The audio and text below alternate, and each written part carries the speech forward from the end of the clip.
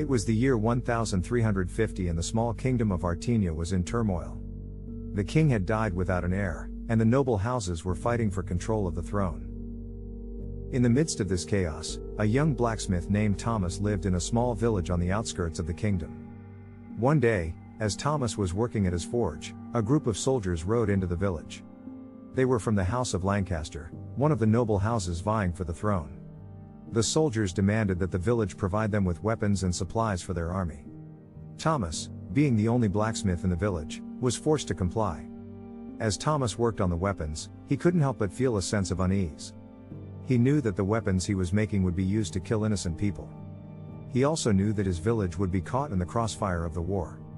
That night, as he lay in bed, he couldn't shake the feeling that he had to do something to stop the fighting. The next day, Thomas made a bold decision. He packed up his belongings and set out on a journey to the capital city of Artenia. He knew that the only way to end the war was to unite the noble houses under one leader. He also knew that this leader had to be someone who truly cared about the people of the kingdom. As Thomas traveled through the countryside, he saw the devastation that the war had caused. Villages had been burned to the ground, and people were fleeing in droves. He also saw the cruelty of the soldiers, who were looting and pillaging without mercy. He knew that something had to change. Finally, after many weeks of travel, Thomas reached the capital city.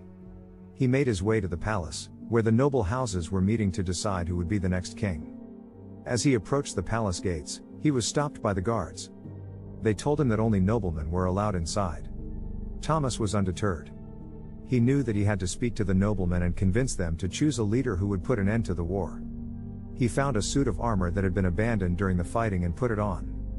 He then marched up to the palace gates and announced that he was a nobleman from a distant land. The guards, seeing the armor and not wanting to provoke a fight, let him pass. Thomas walked into the palace and saw the noblemen gathered in a grand hall. They were arguing and shouting at each other, trying to gain the upper hand.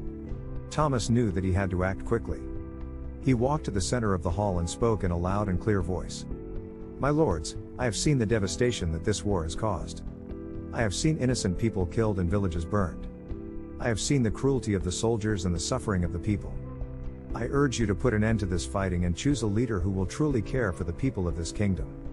The noblemen were taken aback by Thomas' boldness. They had never heard anyone speak like that before. They were also impressed by his armor and assumed he was a nobleman from a distant land. One of the noblemen asked him who he thought should be the next king. Thomas replied, "I believe that the next king should be someone who has the support of all the noble houses and who truly cares for the people of this kingdom. He should be someone who will work to rebuild the villages and towns that have been destroyed." Thomas' words resonated with the noblemen, and they realized that they needed someone who truly cared for the people to be their next king. They asked Thomas to propose a candidate for the throne. Thomas thought for a moment and then suggested a local lord named Henry who was known for his fairness and compassion. The noblemen were hesitant at first, as Henry was not a member of a powerful noble house, but they decided to give him a chance. Henry was summoned to the palace and put forward as a candidate for the throne. He was hesitant at first, but after hearing Thomas' words and realizing the dire state of the kingdom, he agreed to take the throne. With Henry as the new king, the noble houses finally united and the war came to an end.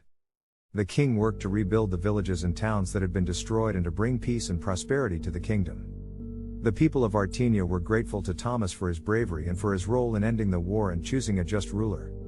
Thomas returned to his village, but he would always be remembered as the blacksmith who helped save his kingdom. He continued to work as a blacksmith, but now he crafted weapons not for war but for the protection of his kingdom and its people.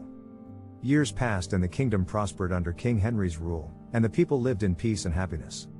Thomas lived a simple but contented life and would often tell the tale of his journey and how he helped bring peace to the kingdom, and how one man can make a difference.